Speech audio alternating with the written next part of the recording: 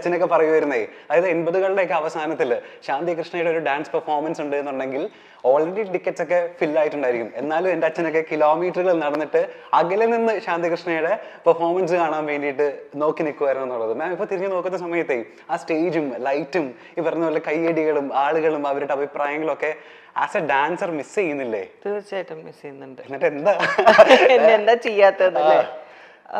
ഞാൻ തന്നെ അത് സ്വയം I ask myself that question, എന്തുകൊണ്ട് ഞാൻ ചെയ്യുന്നില്ല. എനിക്ക് തോന്നുന്നത് ഒരു 3-4 വർഷം മുമ്പ് there was a small accident that happened on sets. ആ സമയത്ത് പിന്നെ അതിനുശേഷം ഡോക്ടർ എൻ്റെ അടുത്ത് പറഞ്ഞത് എന്ന് വെച്ചാൽ കാല് വളരെയധികം അടിക്കാൻ പാടില്ല എന്നായിരുന്നു. അപ്പോൾ അത് ഒരുമാതിരി സൈക്കോളജിക്കലി എൻ്റെ ഹെഡിൽ കയറി. അതായത് നമ്മൾ ഇനി ചെയ്താൽ കുഴപ്പമാവോ, ബിക്കോസ് അപ്പോൾ അത് ആ ഒരു പേടി കൊണ്ടായിരിക്കാം ആണെന്ന് തന്നെ പറയാം. അത് പ്രാക്ടീസ് ഒന്നും ചെയ്യാതെ ഇരുന്നത്. സോ ബട്ട് ഇപ്പോൾ ഞാൻ പല പ്രാവശ്യം എല്ലാവരുടെയും പ്രോഗ്രാംസ് ഒക്കെ കാണുമ്പോൾ, എസ്പെഷ്യലി നമ്മുടെ ആശാ ശരത്തിൻ്റെയും മഞ്ജു,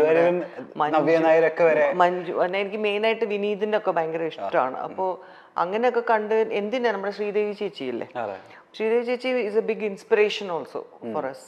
അപ്പോൾ ചേച്ചിയൊക്കെ ചെയ്യുന്ന കാണുമ്പോൾ ഞാൻ അവരുടെ അടുത്ത് തന്നെ സംസാരിച്ചിട്ടുണ്ട്. റീസെൻ്റ് ആയിട്ട് വരെ ഞാൻ സംസാരിച്ചു. ഞാൻ പറഞ്ഞു വീണ്ടും ഒന്ന് സ്റ്റേജിൽ കയറണം എന്ന് ആഗ്രഹമുണ്ട്. അപ്പോൾ അവരൊക്കെ ഭയങ്കരമായിട്ട് എൻകറേജ് ചെയ്തിട്ടുണ്ട്. So let's hope for the best.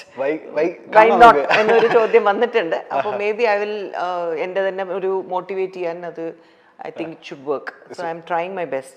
ഈ 15-16 വയസ്സില്, അതായത് കൗമാരപ്രായത്തില് സിനിമയിൽ വരിക, അതും ഭരതനെ പോലുള്ള ഇന്ത്യ കണ്ടിട്ടുള്ള കേരളത്തിലെ തന്നെ മികച്ച ഒരു ലെജൻഡറി സംവിധായകൻ പരിചയപ്പെടുത്തുന്ന ഒരു നായികയായിട്ട് മലയാള സിനിമയിലൂടെ അരങ്ങേറ്റം കുറിക്കുക, അതും അശ്വതിയെ പോലുള്ള ഒരു കഥാപാത്രം ചെയ്ത് നിദ്രയിൽ മലയാള സിനിമയിലേക്ക് വരിക. അന്ന് ആ ടീനേജുകാർക്ക് ഭരതൻ സാർ ഇങ്ങനെ കഥാപാത്രത്തെ പറ്റി പറയുമ്പോഴും ഭരതൻ സാർ ഇൻട്രൊഡ്യൂസ് ചെയ്യുമ്പോഴും ആ കൗമാരക്കാർക്ക് അറിയാമായിരുന്നു ഇത്രയും ഇതിൻ്റെ ഒരു ഹെവിനെസ്, ഇതിൻ്റെ ഒരു മെച്ചോറിറ്റി എത്ര മാത്രമാണെന്ന്.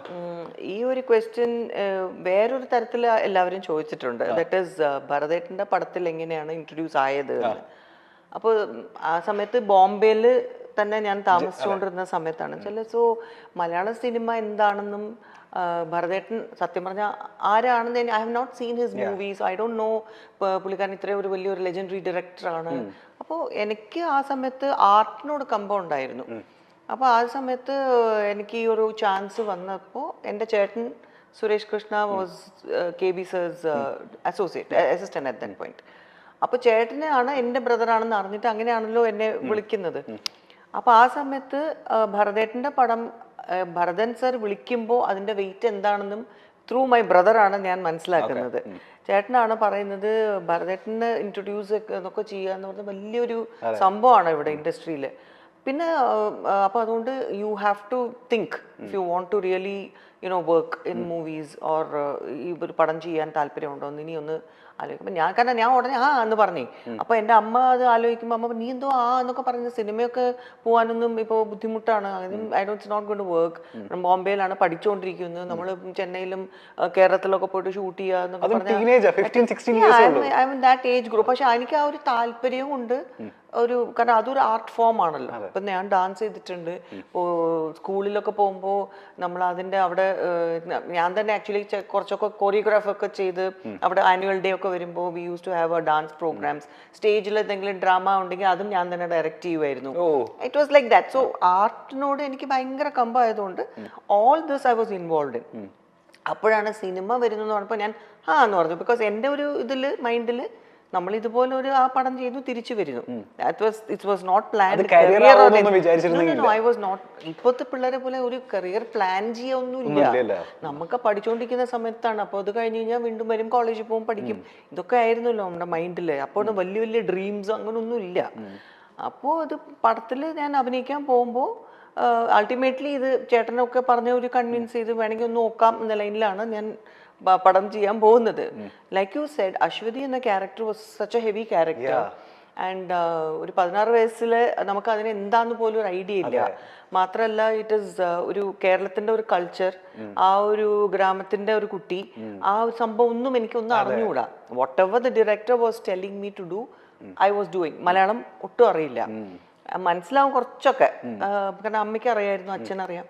അതല്ലാതെ എനിക്ക് തമിഴൊക്കെ വീട്ടിൽ സംസാരിക്കുന്നതുകൊണ്ട് നമുക്ക് മലയാളം എന്ന് പറഞ്ഞാൽ ഐ ഡോണ്ട് നോ, കേൾക്കുമ്പോൾ ഇത് മലയാളമാണെന്ന് അറിയാം, അത്രേ ഉള്ളൂ. അതിനുശേഷം അതിൽ വലിയ കട്ടിയുള്ള ഡയലോഗ്സും വരുന്നുണ്ട്, ലോങ് ഡയലോഗ്സ് ആണ്. അപ്പൊ ഇതൊക്കെ നമ്മൾ മംഗ്ലീഷ് സ്റ്റൈലിലൊക്കെ എഴുതിയിട്ടൊക്കെയാണ്, കാരണം വി ഡോണ്ട് നോ, ഒന്നും അറിയില്ല. അപ്പോൾ ഇറ്റ് വാസ് വെരി റോ, ഒരു റോ ആക്ടർ ആണ് നമ്മൾ ആസ് അതിൽ ഇൻട്രൊഡ്യൂസ് ചെയ്തത്. പിന്നെ ഭരതേട്ടൻ, പിന്നെ ലളിത ചേച്ചി അമ്മയായിട്ട് അഭിനയിക്കും. സോ ഓൾ ഇവരുടെ ഒക്കെ ഒരു ഇൻഫ്ലുവൻസ് ആണെന്ന് തോന്നുന്നു. That character also worked out very well. ഗ്രാമീണതയുടെ നൈർമല്യമുള്ള ഒരുപിടി കഥാപാത്രങ്ങൾ സമ്മാനിച്ച താരമാണ് ശാന്തി കൃഷ്ണ. എന്നും ചുരുണ്ട മുടിയും ഒത്ത പൊക്കവും വെളുത്ത നിറവുമൊക്കെയുള്ള നായിക കഥാപാത്രത്തിന് ശാന്തി കൃഷ്ണയെ അല്ലാതെ മറ്റൊരു താരത്തെ പകരം വയ്ക്കാൻ ഒരു കാലത്ത് മലയാള സിനിമയിൽ ഇല്ല എന്ന് വേണമെങ്കിൽ പറയാം. പിന്നീട് ഒരു വലിയ ഇടവേളയ്ക്ക് ശേഷം ശാന്തി കൃഷ്ണ അമ്മ വേഷങ്ങളിലൂടെയാണ് മടങ്ങിയെത്തിയത്. ശക്തമായ വേഷങ്ങൾ തന്നെയായിരുന്നു ഓരോന്നും. ഇപ്പോൾ തന്റെ കുടുംബത്തെക്കുറിച്ചും ദാമ്പത്യ ജീവിതത്തെക്കുറിച്ചുമൊക്കെ തുറന്നു പറയുകയാണ് താരം.